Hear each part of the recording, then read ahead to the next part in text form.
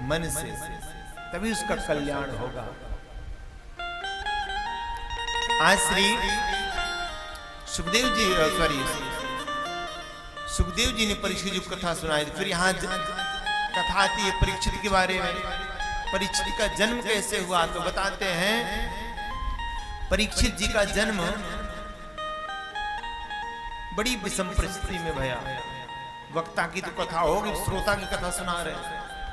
बोले महाभारत युद्ध समाप्त हो गया था, तो दुर्योधन अंतिम सांसें ले रहा था कि वो आया, क्या बोलते हैं, अश्वत्थामा। उसने कहा महाराज अगर आप कहे तो मैं पांडवों को चुटकी में मार दूं। बोले जा। महाराज इतना सुनते ही आया, उसने सोचा कि रात में पांडव सोते रहते होंगे, उनको समाप्त कर दूंगा। आया शिविर में, सोचा पांचों पांडव सोए हैं, लेकिन महाराज दुर्भाग्य से वहां द्रौपदी के पांचों बच्चे सोए थे। पांचों बच्चे के सिर को धड़ से अलग कर दिया और ले जाके दिखा, बोले महाराज मैंने मार दिया। जैसे दुर्योधन ने उन बच्चों के सिर को देखा, बोले रे पागल तूने बड़ा अपराध कर दिया, यहाँ तो कोई पांडव है ही नहीं, इनके बच्चे हैं। और विलाप करता हुआ मृत्यु को प्राप्त हो गया। इधर सुबह भाई द्रौपदी अपने बालक को जगाने के लिए गई, तो देखा वहां खून का पनारा बह रहा है। विलाप करने लगी कि माता शिशूनाम निधनम सुतानाम, विलाप करती हैं। अर्जुन जी आते हैं, देखते हैं कि अच्छा, समझ जाते हैं किसने ये घात किया है, और अश्वत्थामा को पकड़ कर लाते हैं। जब मारने के लिए चलते हैं तो द्रौपदी मना करती है, छोड़ दो महाराज, मत मारो, ब्राह्मण पुत्र है। भीम कहते मार दो, कभी दुश्मन को छोड़ना नहीं चाहिए, खत्म कर दो। कोई कहता है मार दो, कोई कहता है छोड़ दो। तो अर्जुन भगवान की तरफ देख के बोले महाराज मारूं या छोड़ो।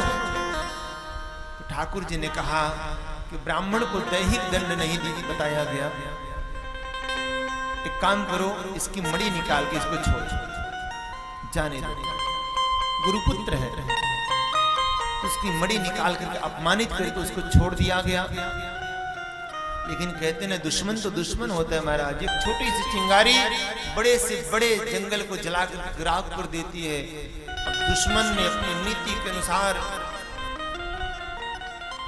विचार किया कि पांडवों का सारा कुल मैंने समाप्त कर दिया है, पर ना ना ना, अभी ये कहे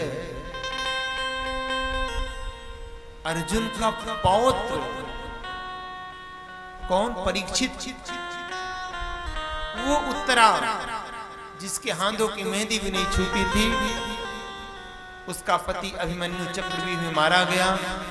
उस अभिमन्यु का अंश उत्तरा के गर्भ में पल रहा था। उस गर्भ को खंडित करने के लिए जैसे ब्रह्मास्त्र का संधान किया, अपनी तरफ ब्रह्मास्त्र आता हुआ देखी, उत्तरा विलाप करती भगवान की तरफ दौड़ी, प्रभु रक्षा करिए, कि पाहि पाहि महायोगिन देव देव जगतपते, नान्यं त्वद्भयं पश्ये यत्र मृत्यु परस्परम। भगवान की तरफ दौड़ी, भगवान मेरी रक्षा करिए, रक्षा करिए। मेरे भगवान दौड़ करके आए। ये मलमूत्र का भांड गर्भ कहा जाता है। मेरे भगवान छोटा सा रूप धारण करके उत्तरा के घर में प्रवेश किए और उस ब्रह्मास्त्र से अपने भक्त परीक्षित की रक्षा किए। भक्त वत्सल भगवान की अपने भक्त परीक्षित की रक्षा किए। यार अगर भाव से बुलाएं तो मेरे भगवान आज भी आते हैं। बोलो राधे राधे।